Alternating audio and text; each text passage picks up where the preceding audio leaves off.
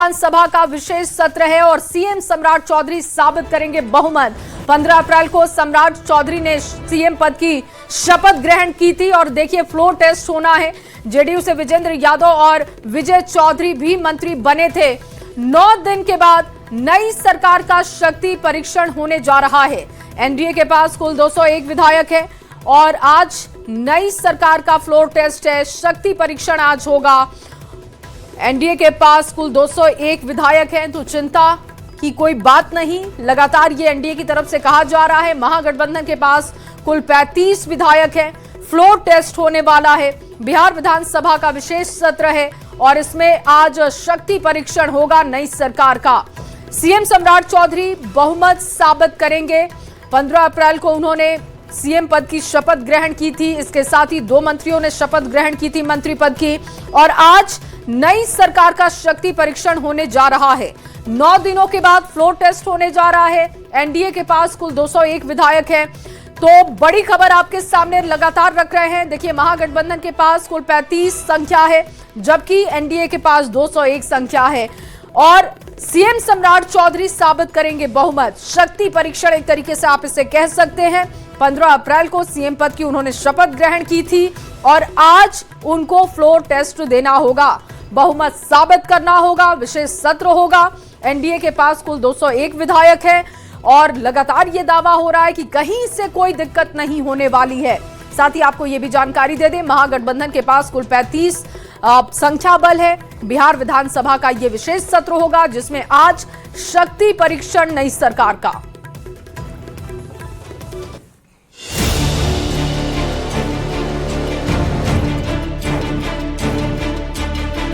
पंद्रह अप्रैल 2026 को बिहार में नई सरकार बनी। सम्राट चौधरी ने मुख्यमंत्री पद की शपथ ली और जेडीयू कोटे से विजेंद्र यादव और विजय चौधरी मंत्री बने।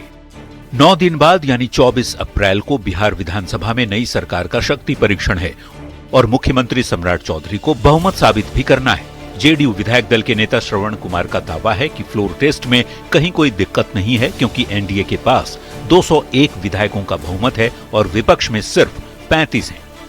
फ्लोर टेस्ट है तो उससे क्या दिक्कत है? 202 की संख्या है, मात्र 35 लोग उधर हैं, तो फ्लोर टेस्ट में कोई समस्या नहीं है। हंसते हंसते सम्राट चौधरी जी विश्वास मत हासिल करें। जाज अहमद अब भी बीजेपी और जेडीयू के बीच खटपट की उम्मीद लगाए बैठे हैं।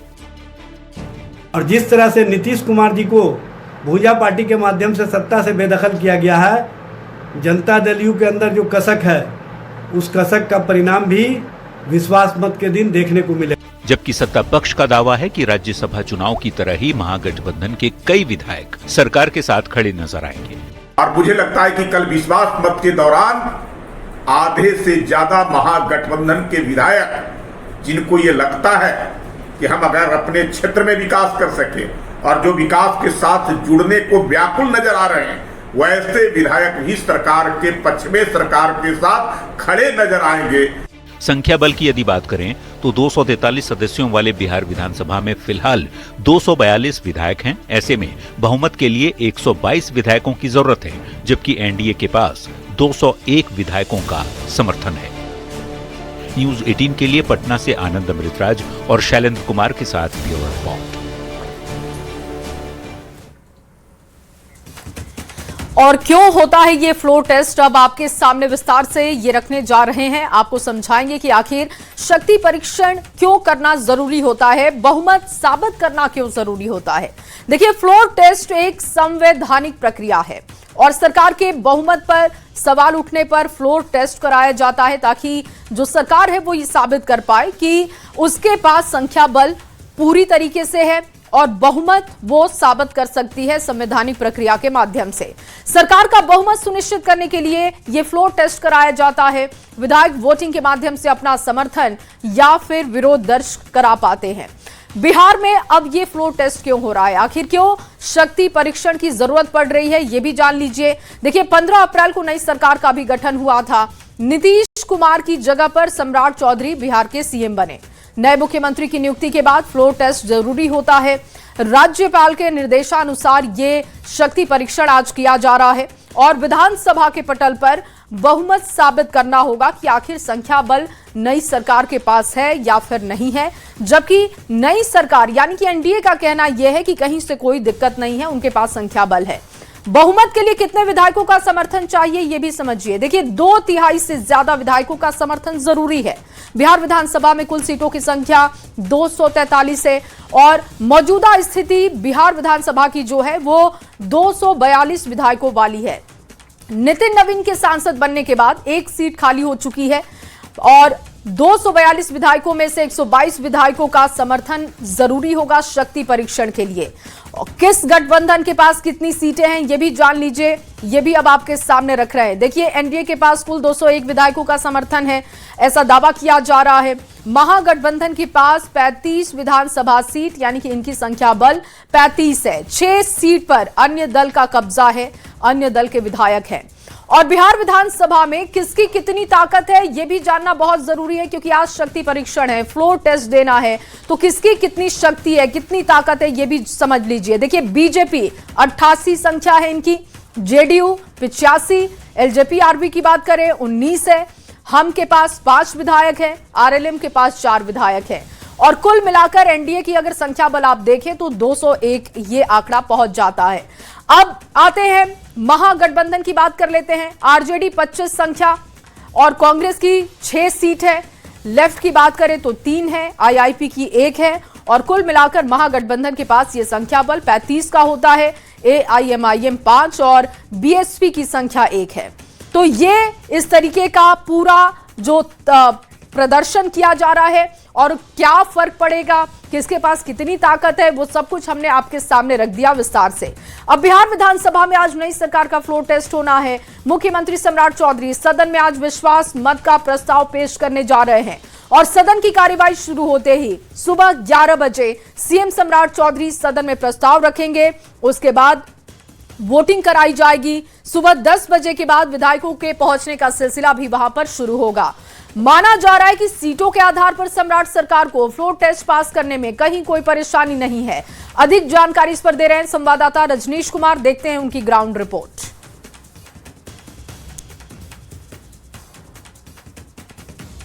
बिहार में मुख्यमंत्री सम्राट चौधरी के नेतृत्व वाली एनडीए की नई सरकार का आज फ्लोर टेस्ट होना है, जिसको लेकर बिहार विधानसभा में सभी प्रकार की तैयारियां पूरी कर ली गई है।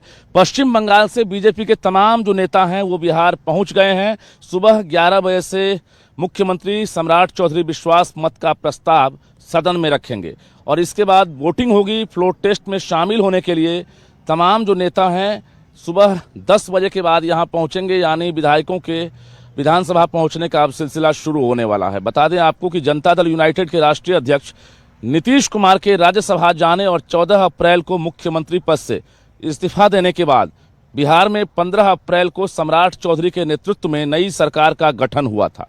मुख्यमंत्री सम्राट चौधरी ने 2 डिप्टी सीएम विजय कुमार चौधरी और विजेंद्र प्रसाद यादव के साथ शपथ ली थी। लिहाजा नई सरकार को सदन में फिर से बहुमत साबित करना है और आज वो घड़ी आ गई है कि आज बहुमत साबित करने के लिए तमाम विधायकों के आने का सिलसिला अब शुरू होने वाला है। यानी सम्राट सरकार के सामने बहुमत में परेशानी नहीं होने वाली है। हालांकि सम्राट चौधरी के नेतृत्व वाली सरकार को फ्लोर टेस्ट में कहा जा रहा है किसी प्रकार की परेशानी नहीं होगी, लेकिन जो एक तरह से फॉर्मेलिटी है, जो प्रोटोकॉल है, उसे फॉलो किया जाएगा। और बिहार विधानसभा में बता दें आपको कुल 243 सदस्यों की क्षमता है, यानी अभी 242 विधायक हैं। भाजपा के राष्ट्रीय अध्यक्ष नितिन नवीन के इस्तीफे से एक सीट जो खाली हुई थी, ऐसे में बहुमत के लिए 122 विधायकों के समर्थन की जरूरत है। एनडीए के 201 विधायक हैं और इस समय विधानसभा में एनडीए के पास 201 विधायक होने की वजह से कोई परेशानी नहीं है और विपक्षी गठबंधन के पास एआईएमआईएम और बसपा को मिलाकर कुल 41 ही विधायक हैं। तो ऐसे में माना जा रहा है कि फ्लोर टेस्ट पूरी तरह से पास करेंगे। और बता दें सुबह 11 बजे से आपको ये तस्वीरें देखने को मिलेगी, क्योंकि विशेष सत्र बुलाया गया है और आज सत्र में सभी भाग लेंगे। और फ्लोर टेस्ट 2026 में जो नई सरकार बनी है, कहा जा रहा है कि सम्राट सरकार फ्लोर टेस्ट में आज पूरी तरह से पास होने वाली है। कैमरामैन मनीष जुनेजा के साथ रजनीश कुमार, न्यूज़ 18 पटना। और चलिए सीधे अब आपको पटना लिए चलते हैं। बिहार विधानसभा से रजनीश कुमार लाइव जुड़ चुके हैं। रजनीश, क्योंकि आज फ्लोर टेस्ट होना है, सबकी निगाहें हैं और थोड़ी देर बाद बिहार विधानसभा में हलचल भी तेज हो जाएगी। दर्शकों को विस्तार से रजनीश ये बताइएगा कि क्या ये फ्लोर टेस्ट पास करना सम्राट चौधरी सरकार के लिए आसान होगा आंकड़ों के हिसाब से भी? बिल्कुल, देखिए, नई सरकार का गठन हुआ है और फ्लोर टेस्ट पास करना अनिवार्य है। अनिवार्य जरूर है, लेकिन इनके लिए टफ नहीं है और इसी वजह से चाहे विधायक हों या एनडीए के तमाम जो नेता हैं वो बिल्कुल निश्चिंत हैं। हालांकि 11 बजे ये तस्वीरें देखने को मिलेगी और हम बिहार विधानसभा कैंपस में ही मौजूद हैं और तमाम जो विधायक हैं या नेता हैं वो अब लगभग पहुंचने वाले हैं। बता दें आपको, जो कुल क्षमता है 243 की, उसमें 242 विधायक वर्तमान में है बिहार में और उसमें से 201 एनडीए के पास है। आप समझ सकती हैं कि बहुमत साबित करने के लिए जो प्रस्ताव है पेश जरूर किए जाएंगे, लेकिन एक तरह से कहा जाए कि जो पास करने की बात है तो सम्राट सरकार हर हाल में जो है फ्लोर टेस्ट पास करेगी, क्योंकि 122 ही चाहिए। और बता दें आपको, 122 के लिए निश्चिंत है कि हमारे पास पर्याप्त संख्या में, चाहे जेडीयू हो या बीजेपी हो, तमाम लोगों से बात हुई है। उन्होंने कहा कि कोई परेशानी नहीं है। हालांकि नई सरकार बनी है, ये एक मैं कहा जाए कि नियमानुकूल जो कार्रवाई होती है उसके तहत सभी जो है आज यहाँ पर पहुँचने वाले हैं और 11 बजे जो है सम्राट चौधरी जो बिहार के मुख्यमंत्री हैं वो अपना प्रस्ताव जो है रखने वाले हैं और उसके बाद वोटिंग होगी और वोटिंग के बाद निर्णय सामने होगा। फिर सरकार अपने अंदाज में काम करेगी।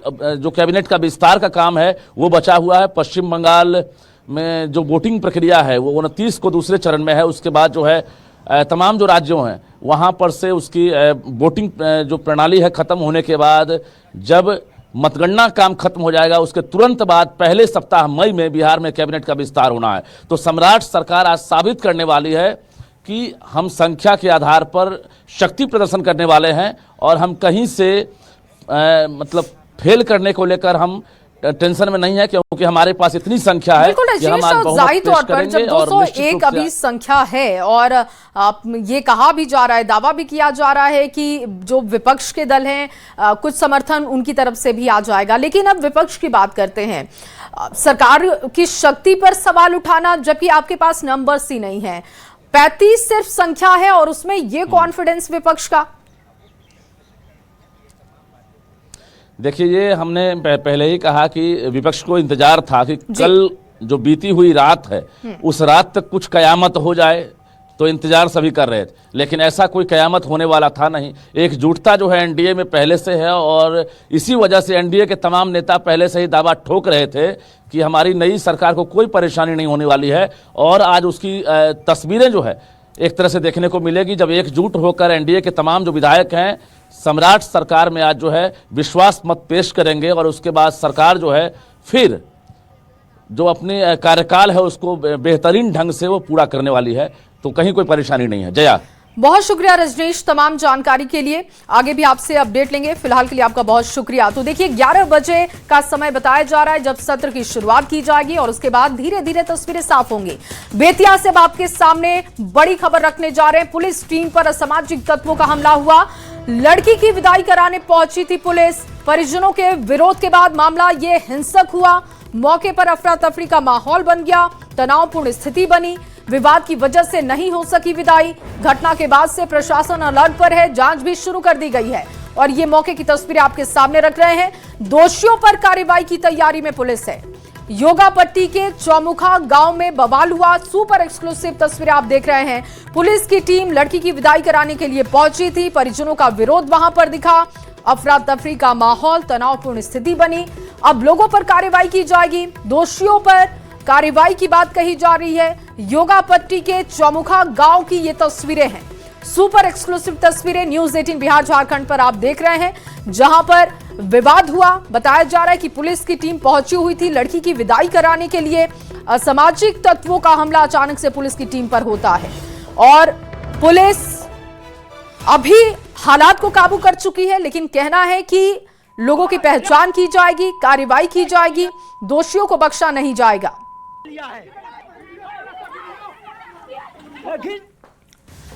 और अब आपके सामने गोपालगंज से बड़ी खबर रखने जा रहे हैं। चाकू के हमले से युवक की मौत की जानकारी मिल रही है। लोगों ने आगजनी की, सड़क को जाम किया।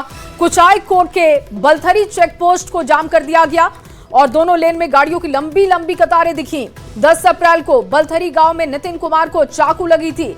आज इलाज के दौरान गोरखपुर में मौत हो गई है। परिजन आरोपियों की गिरफ्तारी, मुआवजे की बात कह रहे हैं। इसी को लेकर नाराजगी जाहिर की जा रही है। सड़क को जाम किया गया है और आपको बता दें कि 10 अप्रैल को बलथरी गांव में नितिन कुमार को चाकू मारा गया। इलाज के दौरान आज उनकी मौत की खबर सामने आई है गोरखपुर से। अब परिजन आरोपियों की गिरफ्तारी की मांग कर रहे हैं। इसके साथ ही मुआवजे की मांग हो रही है। इस बात को लेकर प्रेशर बनाने के लिए सड़क को जाम किया गया है। कुचाई कोट के बलथरी चेक पोस्ट को जाम किया गया है। दोनों लेन में गाड़ियों की लंबी लंबी कतारें दिख रही हैं और इनको समझाने की भी कोशिश की जा रही है, लेकिन अड़े हुए इस बात पर कि आरोपियों की जल्द से जल्द इस मामले में गिरफ्तारी हो। इसके साथ ही मुआवजा भी दिलवाया जाए। चाकू से हमला किया गया था। 10 तारीख की ये घटना है और इसी मामले में आगजनी की गई है। सड़क को जाम किया गया है। और अब आपके सामने सिवान से बड़ी खबर रखने जा रहे हैं, जहां एक रेस्टोरेंट में भीषण आग लगी और देखते ही देखते आग ने विकराल रूप ले लिया। आग की लपटों से अफरा तफरी का माहौल बना। घटना पी देवी मोड़ के पास की बताई जा रही है। रेस्टोरेंट में शॉर्ट सर्किट की वजह से आग लगने की बात हो रही है। ये तस्वीरें आप देख रहे हैं। घटना में सारा सामान जलकर खाक हो चुका है। स्थानीय लोगों ने आग की सूचना तुरंत मालिक को दी और मालिक के पहुंचने तक आग काफी फैल चुकी थी। इसके बाद अग्निशमन विभाग की टीम वहां पर पहुंचती है। आग पर काबू पा लिया गया। हालांकि अग्निकांड में करीब 90 लाख रुपए के नुकसान की आशंका है। ये 2 तस्वीरें आप देख रहे हैं। कहा जा रहा है कि शॉर्ट सर्किट की वजह से रेस्टोरेंट में आग लगी। जब तक मालिक तक खबर पहुंचती तब तक सब कुछ जल चुका था। आग की लपटें, धुएं का गुब्बार देखकर आप अंदाजा लगा सकते हैं कि ये आग कितनी भयंकर रही होगी और कितनी तेजी से फैली। दूसरी तरफ आप तस्वीर देखिए, सब कुछ खत्म हो गया। बंजर भूमि सिर्फ आपको वहां पर दिखाई दे रही है और सिर्फ जहां तक आपकी नजर जाएगी सिर्फ और सिर्फ राख ही राख आपको दिख रहा है, मलबा दिख रहा है। आशंका ये जाहिर की जा रही है कि 90 लाख का नुकसान हुआ है। फिलहाल ये आकलन किया जा रहा है कि आग कैसे लगी। प्रथम दृष्टया ये माना जा रहा है कि शॉर्ट सर्किट वहां पर होने की वजह से आग लगी, लेकिन अब इसकी जानकारी पुख्ता की जा रही है। ये भी अप्रोक्स 1 आवर देर से आए, जिस कारण आग बढ़ती चली गई। तो क्या मतलब कि क्या क्या जला है यहाँ पे? सब तो जला, बचा क्या है ये पूछिए। सब कुछ जल गया है ना जी। कितने का लगभग क्षति है? 90 लाख रुपये।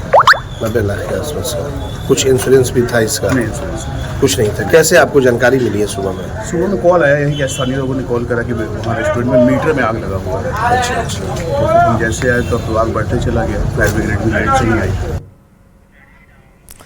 और पटना सिटी के बाईपास थाना क्षेत्र के बाहरी बेगमपुर मोहल्ले में 10 साल की बच्ची की हत्या कर शव को फेंक दिया गया और इससे नाराज लोगों ने सड़क पर उतरकर जाम किया, हंगामा किया। पोस्टमार्टम के बाद शव जब घर तक पहुंचा तो लोगों में आक्रोश भी दिखा। NH 30 को घंटों जाम रखा गया। सड़क जाम की सूचना मिलते ही विभिन्न थानों की टीम मौके पर पहुंची। लोगों को समझाने का काम शुरू किया गया और ट्रैफिक सामान्य किया गया। नाराज लोग अपराधियों की जल्द गिरफ्तारी की मांग पर अड़े हैं। आपको बता दें कि बाहरी बेगमपुर मोहल्ला निवासी ऑटो ड्राइवर और दूध का कारोबार करने वाले अनु यादव की बेटी बुधवार की सुबह दूध देने अपने पड़ोस में गई थी। उसके बाद वो वापस घर नहीं लौटी। इसके बाद उसका शव गुरुवार को महावीर मंदिर के पीछे की गली से कंबल से लिपटा हुआ बरामद किया गया। अब इस मामले में आशंकाएं भी कई जाहिर की जा रही हैं। फिलहाल ये 2 तस्वीरें आप देख रहे हैं। लोगों की नाराजगी और परिवार में मातम पसरा हुआ है।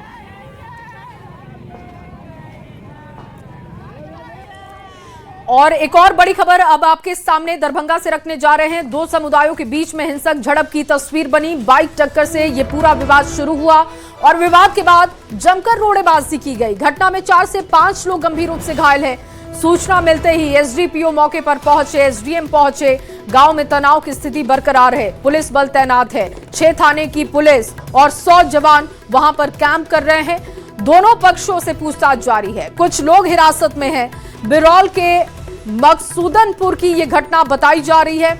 आपको बताते चलें कि दरभंगा के बिरौल थाना क्षेत्र के मकसूदनपुर गांव में गुरुवार देर रात मामूली विवाद ने हिंसक रूप लिया। बाइक की हल्की टक्कर के बाद दो समुदाय आपस में भिड़ गए और देखते ही देखते रोड़ेबाजी तक ये तस्वीर पहुंच गई। घटना में 4 से 5 लोग गंभीर रूप से घायल हो गए, जबकि कई अन्य को चोट आई है। सूचना पर एसडीपीओ प्रभाकर तिवारी, एसडीएम शशांक राज भारी पुलिस बल के साथ मौके पर पहुंचे। स्थिति को कंट्रोल किया गया। एहतियात के तौर पर 6 थानों की पुलिस को भी वहां पर बुला लिया गया। 2 घायलों को डीएमसीएच रेफर किया गया। अंतर्गत है पुराना थाना चौक और भंथा के बीच में। यहीं पर 2 पक्षों में सड़क पर आने जाने के क्रम में जी बाइक से सटने के लिए इसमें जो है कार्यवाही की जा रही है। जो लोग घायल हैं उनको इलाज के लिए भेजा गया है और दोनों पक्षों से इसमें गिरफ्तारी की गई। स्थिति क्या है सर अभी वर्तमान? स्थिति सामान्य है। जो